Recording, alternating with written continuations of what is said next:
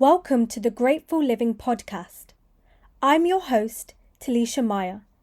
I'm a published author, writer, holistic massage practitioner, empath, intuitive, and light worker.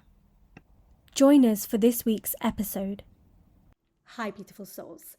So the other day, I got a call from someone who I used to coach back in my sales days.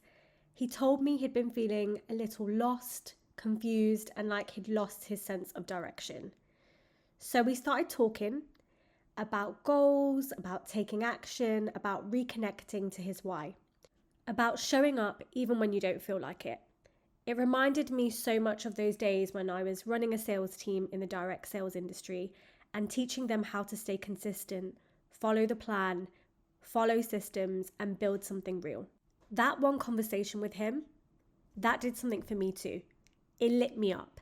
It reminded me how much I love coaching, how powerful it feels to help someone reconnect to their drive, their purpose, their why, and their inner strength.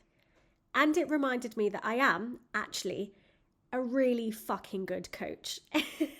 Later that night, he messaged me and he told me about his 5-year plan, something we'd talk through on that call. And I remember sitting there thinking, this is what it's all about. Showing up, doing the work, even when you don't feel ready. That conversation got me thinking about how much we rely on motivation to move us, when in reality, it's consistency that changes our lives. When I used to coach in sales, I saw it every day. And I felt it myself. People would start strong when they were excited, when they had a good day, when things were working. But the real growth came from the ones that kept showing up even on the hard days. Because following a plan is easy when you feel inspired. The test is what you do when you're tired, emotional, unsure. That's where self-leadership comes in. The ability to move from vision instead of emotion. To act from your future self, not your current mood. And that's something I've carried with me ever since, into business, into healing, into life. Earlier this year, my dad had 2 strokes. At the same time, a loved one was battling with terminal cancer. And it was one of the hardest times I've been through emotionally since my mum died. At that same time, I was planning my Women's Wellness Day, something I had poured my whole heart into. I was still working my sales job too. I had a team that relied on me, a bigger office that expected me to keep showing up, posting in the chat, leading recruitment appointments, holding the energy. So there I was, holding space for my family, holding space for my clients, and holding space for myself. And some days it felt like too much. But the one thing that kept me grounded was discipline. That daily decision to follow the plan and not my mood. There were mornings when I'd wake up emotionally drained, but I'd still post that good morning message in my team chat. It sounded so simple, but it was my way of saying, I'm still here. I can still lead.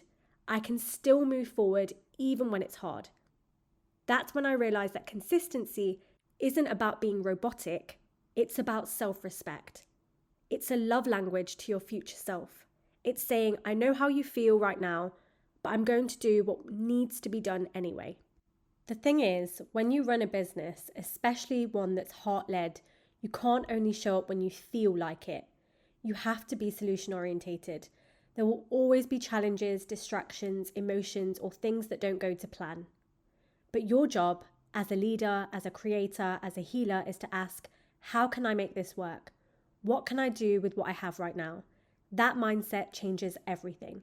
It shifts you from reacting to responding, from being stuck in fear to moving with faith, from chaos to clarity. And that's when you start to build trust with yourself, because you're proving over and over again that you can handle whatever life throws at you. That's what leadership really is. Not perfection, not control, just grounded, intentional consistency. Now I think back to that call, it feels like such a full circle moment, because what I told him that day is exactly what I've been trying to live myself. You can't wait till you feel ready. You have to act as the person you want to become right now. The more you do that, the more natural it becomes. You start thinking differently, speaking differently, showing up differently, and you start realizing that success in business, healing, or life doesn't come from intensity. It comes from repetition. from choosing to keep showing up even when no one is watching. That's where confidence is built. That's where self-trust is created. That's where momentum happens. So if you're in a season right now where things feel heavy or uncertain, this is your reminder. Don't wait for the mood, follow the plan. Show up for your vision even when it feels uncomfortable. Do the small things that keep you moving, because one day you'll look back and realize those tiny, consistent actions were the foundation of everything you built. Every message, every post, every promise you kept to yourself. That's how you become the woman you've been visualizing, not by waiting to feel inspired, but by choosing to show up anyway. So take this as your sign. You don't need a perfect mood, you just need a clear intention. Follow the plan, trust yourself, and keep going. Your future self is already proud of you. Until next time. Thank you for listening to today's episode. Don't forget to follow us on Instagram at _the_grateful_living.